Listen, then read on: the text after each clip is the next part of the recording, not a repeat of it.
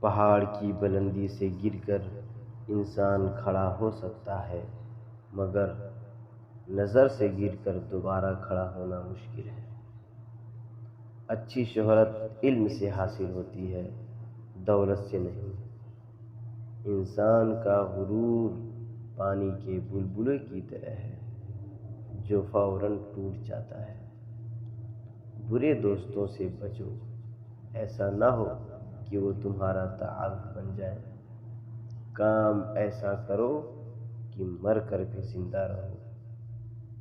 علم ایک ایسا پھول ہے جو مرجھانے پر بھی خوشنما لگتا ہے۔ علم کے بغیر عبادت فضول ہے، اور عقل کے بغیر عمل درد سر ہے۔ تحریر ایک خاموش آواز ہے، اور قلم ہاتھ کی زبان ہے۔ پھولوں کی مہک سے لطف اندوز ہونے کے لیے کانٹوں کی چبھن کو برداشت کرنا پڑتا ہے۔ وقت کی قدر کرو، وقت کی قدر کرنے والا کبھی دھوکہ نہیں کھا سکتا۔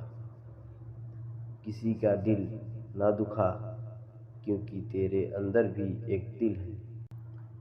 اپنا کام اور اچھا کام کسی کی نکتہ چینی سے تنگ آ کر بند نہ کرو۔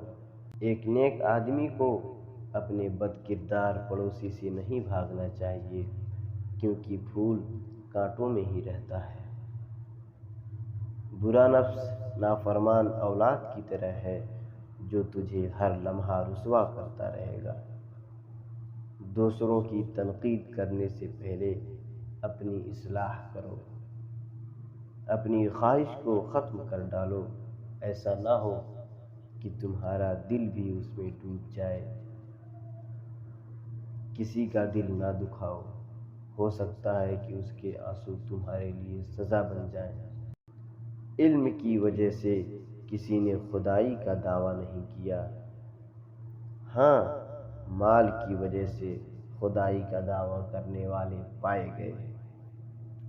مصیبت کی جڑ انسان کی گفتگو ہے۔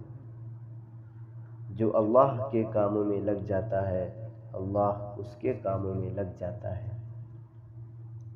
جس پر نصیحت اثر نہ کرے وہ جانے کہ میرا دل ایمان سے خالی ہے۔ بدبخت وہ شخص ہے جو خود مر جائے اور اس کا گناہ نہیں مرے، یعنی کوئی غلط بات جاری کر جائے۔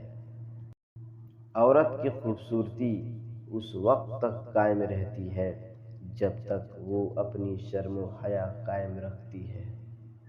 اولاد کی خوبصورتی اس وقت تک قائم رہتی ہے جب تک کہ وہ اپنے والدین کی عزت کرتی ہے۔ دولت کی خوبصورتی اس وقت تک قائم رہتی ہے جب تک کہ نیت صاف رہتی ہے۔ شہرت کی خوبصورتی اس وقت تک قائم رہتی ہے جب تک کہ دل میں تکبر نہ ہو۔ انسان کی خوبصورتی اس وقت تک قائم رہتی ہے جب تک کہ خدا پر یقین رکھتا ہو اور اس کے رسول کی سنتوں کو زندہ رکھتا ہو۔